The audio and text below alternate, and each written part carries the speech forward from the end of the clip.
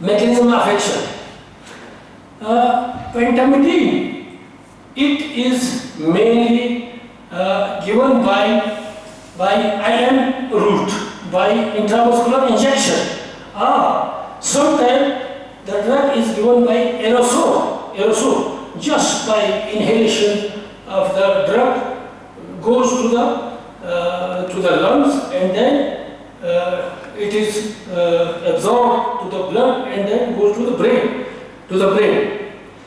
When the drug reaches the parasite, it combines with the DNA of the parasite. Once the drug has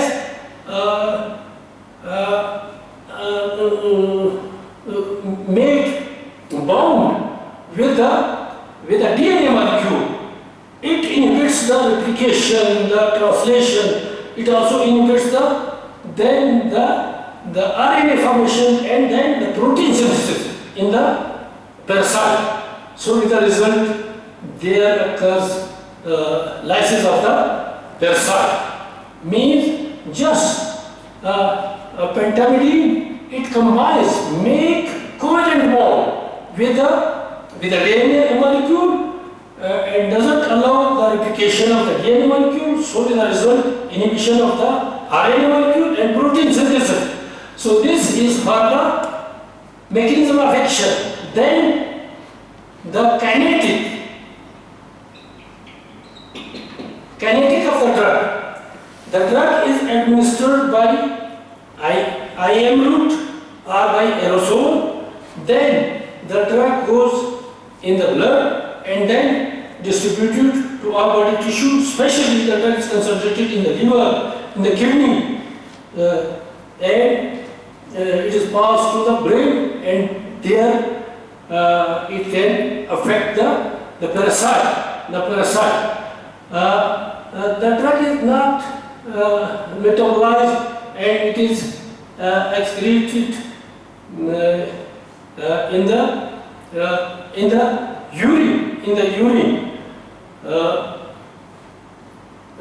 This drug takes long time in the plasma, it remains in the blood. Then uses of the pentamidine. This drug is used specially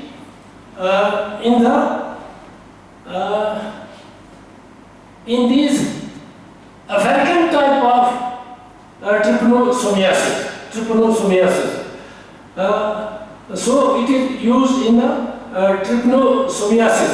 Only sometimes this pentamidine can be used in leishmaniasis, which we have discussed earlier, leishmaniasis. But nowadays, most effective drug like stigogluconate is available, so these so toxic, not used nowadays. About the adverse effects. Adverse effects of the pentamidine.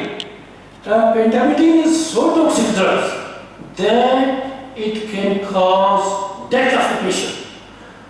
So doesn't matter the patient, once the patient has passed into the sleeping sickness, then you should give the drug blindly. Either patient is killed or not, you should give. Because the drug is so toxic, when injected, it can cause pain. That is not a problem. But when given, it can cause profuse hypotension. There occurs hypotension.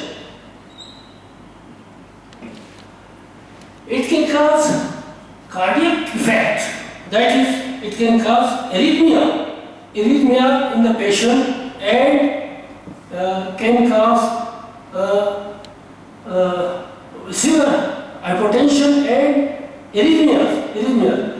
About the CNS effect, it can cause depression, disorientation. These are the CNS adverse effects. So this was the first drug, that is pentamidine. Pentamidine. The second drug is melarsoprol. Melarsoprol. This is the second drug which is used in the trypanosomiasis. About the mechanism of action of this drug.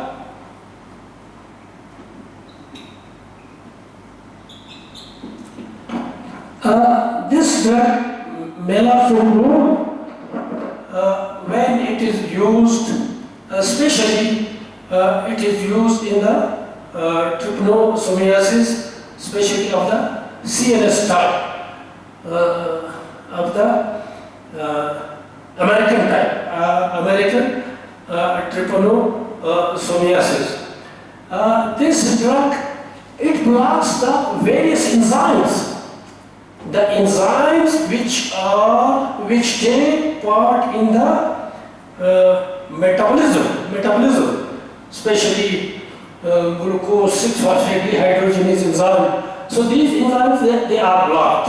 When they are blocked, the parasite becomes helpless and it is life. It is life. This is for the mechanism of action. Then kinetic of the melarsoprol. This drug is given by IV route. Melarsoprol is given by IV route, slow IV route, because it's so toxic when given fast. So it should be given slowly by IV route. The patient should be in lying position. When given by IV route, the drug is well distributed to all body tissue. Especially this melarsoprol, it can go to the brain. It is very effective over there, and especially in the case of Trypanosoma cruzi. The drug is not metabolized and it is slowly excreted in the urine. Then about the uses of melarsoprol, it is a drug which is effective in the infection of the Trypanosoma cruzi. So it is used in the infection of the Trypanosoma cruzi. Then the adverse effects.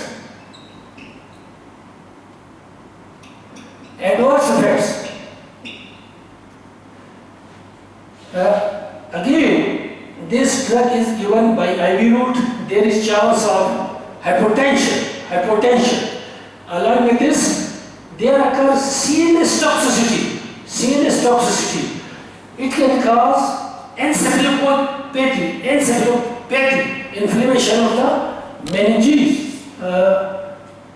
Then it can also cause disorientation,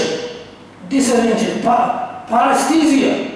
So many CNS effect can occur with this melarsoprol. Then this drug is contraindicated, especially in glucose 6-phosphate dehydrogenase patients, and also in hemolytic anemia. This drug is contraindicated. Also in the infection of influenza, this drug should not be used. Then the third drug is soramine. This soramine is another drug which is used in the infection of trypanosomiasis. About the mechanism of action of this drug, again, it inhibits the enzymes.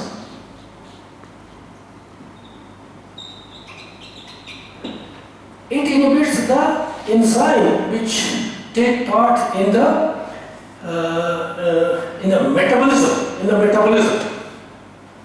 and especially these glycolytic enzyme. So they inhibit those enzymes, and with the result, the trypanosoma is live. This is about the mechanism of action, and then especially these glucose 6-phosphate dehydrogenase enzyme, they are inhibited. Then the kinetic of the soramine.